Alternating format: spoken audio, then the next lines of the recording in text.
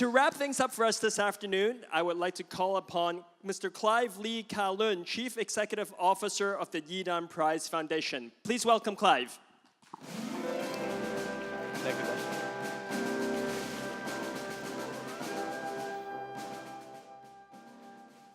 Your Royal Highness, Princess Laureate of the Netherlands, Mrs. Guaso-Michel, the Right Honorable Gordon Brown, esteemed Yidan Prize laureates, colleagues, speakers, panelists, educators, friends, family.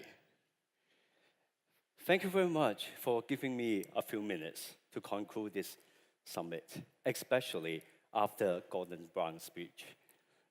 I'm humbly honored. At the same time, I'm willing to take this challenge.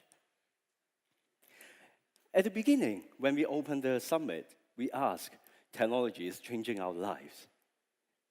But how can we really embrace it? Helping those who are at disadvantage to embrace this technology generation. How can we enable them? Princess Laureate reminds us, don't forget our child inside. Not only talk to them, but listen to them. Mrs. Guaso-Michel reminds us, never forget, we are not only going to the South to give. There's so much to offer from Global South to the world. In fact, from tomorrow, we will launch our Yidan Prize Conference Series. We will bring in Asia-Pacific perspectives. Next March, European perspectives in partnership with University of Cambridge. Tomorrow, in the partnership with University of Hong Kong. And I would like to take this chance to also announce our America's conference will be in Northwestern University. Thanks for Professor Larry Hedges.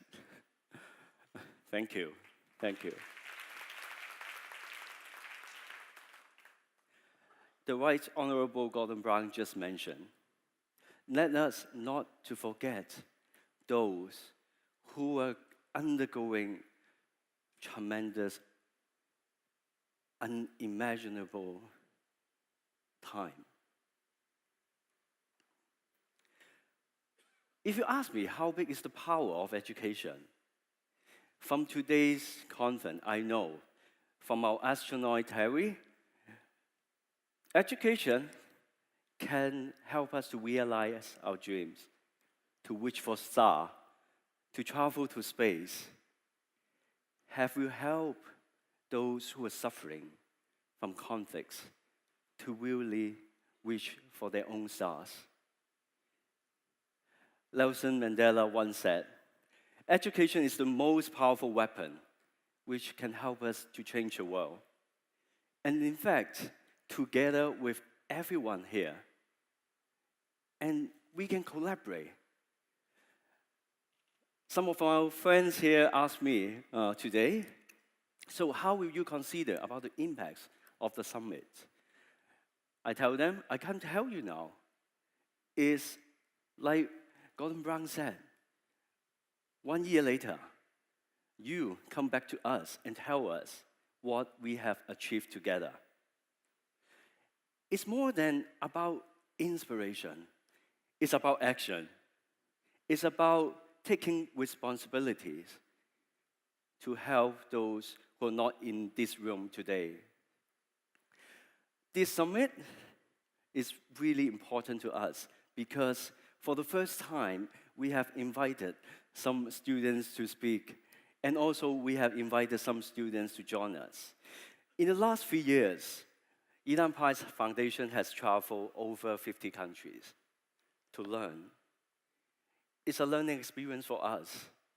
And together with OECD, we have successfully helped some students to share their opinions in front of the ministers of education around the world.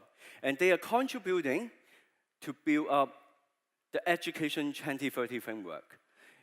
And we will consistently bring in those student voices in the meeting rooms with those in power.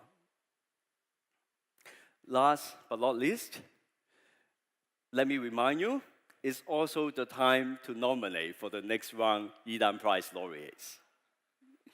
From both our laureates work, Professor Hedges, Professor Agawa, we know that their work has inspired many to come. At the same time, it's also the output of collective efforts.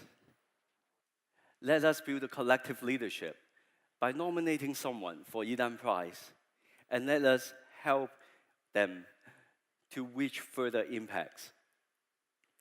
So, in conclusion, let me remind you, the power of education will take someone to travel to space, to realize the dream, and reach for a star.